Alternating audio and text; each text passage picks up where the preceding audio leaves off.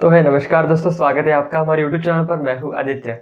तो आज हम एक नई सीरीज को स्टार्ट करने वाले हैं जिसका नाम है उप्स। ठीक है, तो आज अपन एक नई सीरीज को स्टार्ट करने वाले हैं। इस सीरीज के अंदर अपन क्या करेंगे, कुछ थ्योरी देखेंगे और कुछ इम्प्लीमेंटेशन पार्ट को देखेंगे। ठीक है, तो इसके अंदर हम बेसिक से स्टार्ट करेंगे। उप्स होता क्या है, उप्स के कुछ बेसिक जो टर्मिनोलॉजीज होते हैं, कुछ थ्योरी रहती है, उसको हम देखेंगे सबसे पहले। एंड देन बाद में अपन फर्दर जाएंगे कोड की तरफ। कोड के अंदर कुछ प्रोजेक्ट्स भी करेंगे हम उप्स के ऊपर। ठीक है, अगर आप सेमेस्टर की पढ़ाई कर रहे होंगे या तो फिर प्लेसमेंट की पढ़ाई कर रहे होंगे तो आपको ये दोनों के लिए बेनिफिशियल रहने वाला ये कोर्स। इसमें मैं बहुत ही बेसिक से पढ़ाऊंगा आपको कि कैसे उप्स काम करता है। इसके अंदर फुल इम्प्लीमेंटेशन पार्ट भी करेंगे और कुछ प्रोजेक्ट्स भी करेंगे। ठीक है, तो आओ शुरू करते उप्स को। उप्स का आज ये फर्स्ट वीडियो है, तो इसके अंदर हम देखेंगे यार कि उप्स में डिफरेंस ऐसा क्या आ गया कि इसको हम यूज़ करें अब। ठीक है, नॉर्मल तो हम यूज़ कर रहे थे प्रोसीजरल ओरिएंटेड, बट अब क्या आ गया उसमें अंदर कि वो अपन देखेंगे इस वीडियो के अंदर। ठीक है, तो लेट्स स्टार्ट।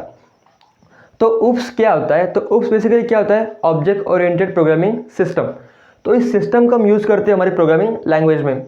तो अगर इसकी थ्योरी की बात करें तो सिमुला नाम की एक सबसे पहले लैंग्वेज आई थी जिसने सबसे पहले उप्स कॉन्सेप्ट का यूज़ किया था। ठीक है, ये उप्स कॉन्सेप्ट की सबसे पहली लैंग्वेज है जिसने यूज़ किया था सिमुला, विच इज सिमुलेशन लैंग्वेज। ठीक है, तो अब देखते हैं उप्स होता क्या है। तो उप्स में क्या है, ऑब्जेक्ट ओरिएंटेड। दैट मीन्स इसमें अंदर क्या होगा, सब कुछ ऑब्जेक्ट्स के फॉर्म में होगा। तो ऑब्जेक्ट्स क्या होता है, क्लासेस क्या होते हैं, इनके बारे में फर्दर वीडियोस के अंदर हम डिस्कस करेंगे ही करेंगे। बट यहाँ पर देखते हैं कि उप्स के अंदर मेन पिलर्स क्या क्या है। देखो, तो उप्स जो है वो टोटली क्या है, क्लासेस ऑब्जेक्ट, इसके ऊपर डिपेंड है। हम यहाँ पर क्लासेस और ऑब्जेक्ट की फॉर्म में ही कोडिंग कर रहे होंगे। तो यहाँ पर हम कोडिंग करने वाले जावा लैंग्वेज के यूज़ करके ये 4 मेन पिलर्स रहते हैं इसके अंदर। Inheritance, polymorphism, encapsulation, abstraction. अब ये क्या होता है इसके ऊपर हम डिटेल में चर्चा करेंगे और डिटेल में उसको इम्प्लीमेंट भी करेंगे जावा के अंदर। बट अभी फिलहाल नाम याद कर लो कि इनहेरिटेंस, पॉलीमॉर्फिज्म, एनकैप्सुलेशन, एब्स्ट्रैक्शन।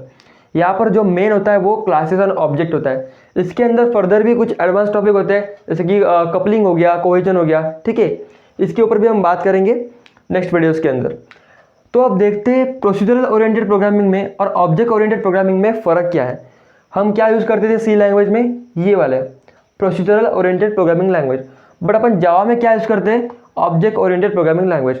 अगर आप जावा लैंग्वेज से थोड़ी सी भी आप जानते हो कैसी प्रोग्रामिंग होती है तो उसमें आपने देखा होगा उसके अंदर पैकेजेस रहते हैं, उसके अंदर ऑब्जेक्ट्स हम क्रिएट करते हैं क्लासेस के। उसमें हम क्या करते हैं, क्लासेस और ऑब्जेक्ट्स को क्रिएट करते हैं। ठीक है, जावा के अंदर। तो जावा क्या है, जावा एक ऑब्जेक्ट ओरिएंटेड प्रोग्रामिंग लैंग्वेज है। तो ये क्या करता है, पीओपी, जैसे कि हम बोल रहे हैं यहाँ पर प्रोसीजरल ओरिएंटेड प्रोग्रामिंग लैंग्वेज। ठीक है, तो ये क्या करता है, it deals with the algorithms. तो एल्गोरिदम्स क्या होते हैं, सेट ऑफ द इंस्ट्रक्शंस। ये क्या करता है, सेट ऑफ इंस्ट्रक्शंस को फॉलो करता है। बट ये क्या करता है, डायरेक्टली डील करता है विद डेटा। तो डेटा मतलब जो हमारे पास डेटा आएगा कंप्यूटर से। ठीक है, कंप्यूटर के अंदर जो भी मटेरियल होगा, इन्फॉर्मेशन होगी, वो क्या होता है हमारे पास, डेटा। तो ये क्या करता है, डायरेक्ट डेटा के साथ डील करता है। मतलब ये क्या करता है, बेसिकली एक ऑब्जेक्ट क्रिएट करेगा, मतलब एक थैला क्रिएट करेगा, उसके अंदर डेटा को स्टोर करेगा। ठीक है, ये क्या हो गया, ऑब्जेक्ट, और ऑब्जेक्ट के अंदर क्या है, ये डेटा। राइट, तो ये हमारा क्या है, डेटा और ऑब्जेक्ट। ठीक है, ये बेसिक सा यहाँ पर मैंने एग्जांपल दिया आपको कि ऑब्जेक्ट्स क्या होते हैं।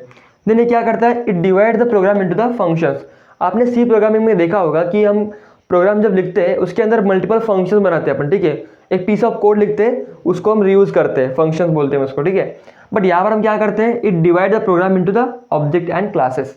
हम यहाँ पर क्लासेस बनाते हैं, पूरा मतलब एक क्लास को हम डिफाइन करेंगे, दूसरे क्लास को डिफाइन करेंगे, और उस दूसरे क्लास का जो होगा हमारे पास, ऑब्जेक्ट्स हो तो फिर हम बोल सकते हैं मेथड्स हो, फंक्शंस हो, उसको हम एक अनदर क्लास में हम उसको एक्सेस करके इम्प्लीमेंट करते हैं और उसको रन करते हैं। ठीक है, देन नेक्स्ट क्या है इसमें, it not having the access specifier. तो ये एक्सेस स्पेसिफायर क्या होता है, तो आओ बात करते हैं यार ये एक्सेस स्पेसिफायर्स क्या होते हैं। तो एक्सेस स्पेसिफायर हम बात करें अगर, तो आपने सी लैंग्वेज में देखा होगा कि यहाँ पर क्या होता है, अगर हमने वेरिएबल को क्रिएट किया ऐसे इंट एक्स, ठीक है, यहाँ पर 10 इसकी वैल्यू दे दी मैंने। ठीक है, तो यहाँ पर जो एक्स होगा वो पूरे प्रोग्राम के अंदर सबको एक्सेसिबल रहेगा।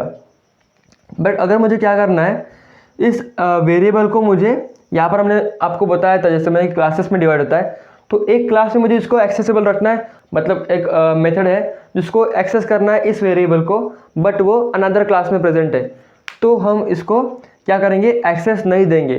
तो हम उसको एक्सेस डिफाइन करते हैं इसके अंदर कि इस वेरिएबल को कौन कौन देख सकता है, इसकी वैल्यू कौन कौन चेंज कर सकता है, ठीक है। तो इसके अंदर जो एक्सेस मॉडिफायर होते हैं वो क्या होते हैं, वो होता है एक तो डिफ़ॉल्ट होता है, ठीक है, एक तो डिफ़ॉल्ट रहता है, देन हमारे पास रहता है प्राइवेट रहता है, देन पब्लिक रहता है एक, ठीक है, एंड देन एक रहता है प्रोटेक्टेड, ठीक है। तो ये एक्सेस मॉडिफायर्स के बारे में हम डिस्कस करेंगे, उसको इम्प्लीमेंट भी हम करने वाले हैं, ठीक है। तो ये पूरे एक्सेस मॉडिफायर्स रहते हैं उप्स के अंदर। ये क्या करता है, टॉप डाउन अप्रोच को फॉलो करता है, मतलब सेट ऑफ इंस्ट्रक्शन से मतलब जो भी हमारे पास जो सेट ऑफ इंस्ट्रक्शंस होंगे उसको स्टेप बाय स्टेप यहाँ पर फॉलो करेगा। बट इसके अंदर क्या होता है, बॉटम अप अप्रोच, मतलब हम क्या करेंगे, जैसे कि मैंने आपको बोला था कि ये डील्स विद डेटा करता है, तो डेटा को सबसे पहले देखेंगे, उसको कैसे अरेंज करना, डेटा के उसको कैसे अरेंज करना है मेमोरी के अंदर, वो डील करेंगे। और मतलब हम क्या कर रहे हैं यहाँ पर, बॉटम अप अप्रोच को फॉलो कर रहे हैं। मतलब हम सबसे पहले स्कीमा डिफाइन करके उसके अंदर डेटा नहीं डाल रहे, सबसे पहले देख रहे हैं डेटा कौन सा है, उसको हम डिफाइन कर रहे हैं, फिर उसके अकॉर्डिंग हम डिफाइन कर रहे हैं उस स्कीमा को, ठीक है, और मेमोरी के अंदर हम यहाँ पर स्टोर कर रहे हैं। तो यहाँ पर अगर इसकी बात करें तो उप्स यूज होता है रिलेशनल डेटाबेस मॉडल में, ठीक है।